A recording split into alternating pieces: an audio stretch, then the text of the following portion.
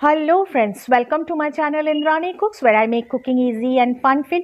आज के बानाबो एकदम मायर हाथेर तैरी खूब साधारण अथच दारुण सुस्वादु एक आलू फुलकपि कड़ाईशुटी दिए छेंचकी। चलुन रान्नाटा डायरेक्टली स्टार्ट करी। रान्नाटाय खूब अल्प मशला मशला नेই बोललेই चले, किन्तु असम्भव सुस्वादु खेते हय। एकबार चेष्टा करे देखबेन।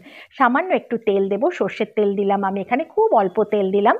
এই তেলটা দিয়ে দিলাম এতে 5 ফোড়ন আর কয়েকটা চেরা কাঁচা লঙ্কা। কাঁচা লঙ্কাটা আপনারা আপনাদের স্বাদ মতন দেবেন। আমি এখানে 2টো কি 3টে ছোট ছোট কাঁচা লঙ্কা চিড়ে দিয়েছি। কাঁচা লঙ্কাটা যখন সাদা সাদা স্পট মতন আসতে শুরু করবে তখন এর মধ্যে আমি দিয়ে দেব ছোট ছোট করে কেটে রাখা ফুলকপি।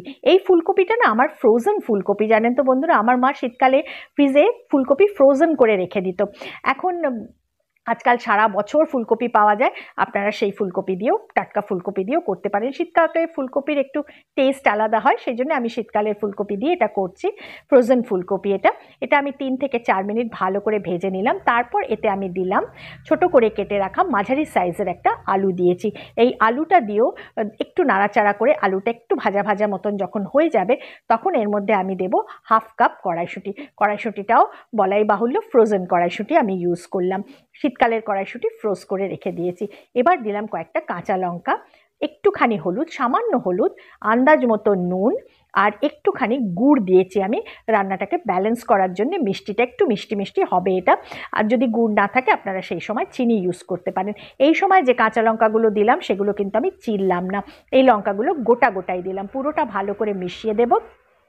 দিয়ে ওর মধ্যে আমি একটা ছোট সাইজের টমেটো হাফ করে কেটে দিয়ে দিলাম। টমেটোটা আর বেশি কাটা বা কুচি করার দরকার নেই। এবার এতে দেব আমি পুরো টমেটোটা ভালো করে একটু মিশিয়ে নেবো এর সঙ্গে। নিয়ে এর মধ্যে আমি দেব 1.5 কাপের মতন জল। 1.5 কাপ জল দিয়ে এটা যখন ফুটতে শুরু করবে তখন আমি এটাকে ঢাকা দিয়ে 7 থেকে 8 মিনিট রান্না করব, মানে যতক্ষণ না আলুটা সুন্দর সেদ্ধ হয়ে যাচ্ছে। বন্ধুরা, যদি আমার রান্নাটা ভালো লাগে, আমার মায়ের হাতের রান্নাই যদি পছন্দ হয় আপনাদের, তাহলে একটা লাইক দিয়ে দেবেন।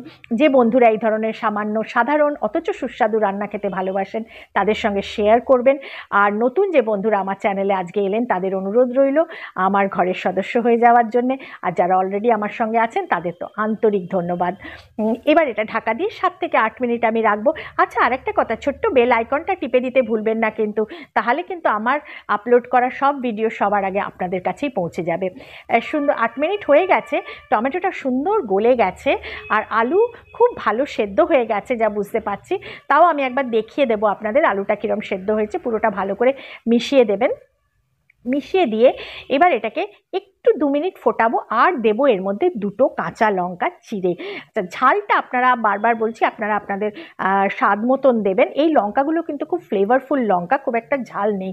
আর এটাতে যেহেতু শুধু কাঁচা লঙ্কারই ঝাল হচ্ছে, অন্য কিচ্ছু দেওয়া হচ্ছে না, ওই জন্য কাঁচা লঙ্কাটা দিলে একটু ভালোই লাগে। এটা বেশ ভালো করে ফুটে গেছে। আচ্ছা, এই একটু ঝোল ঝোল এটা থাকে, আপনারা ইচ্ছে করলে একটু শুকনো করে নিতে পারেন, কিন্তু আমার একটু ঝোল ঝোল ভালো লাগে। কখনো একটা গরম ভাতে ট্রাই করে দেখবেন বন্ধুরা, মনে হয় খারাপ লাগবে না। কেমন লাগলো একটু আমাকে করে জানাবেন। এটা খুব সহজ রান্না, খুব অল্প উপকরণে, মশলা ছাড়া খুব ভালো লাগে খেতে। একবার ট্রাই করে দেখবেন। ভালো থাকবেন, আনন্দে থাকবেন, বেশি বেশি করে আমাকে মনে করবেন। আজকের মতো এটুকুই রইল।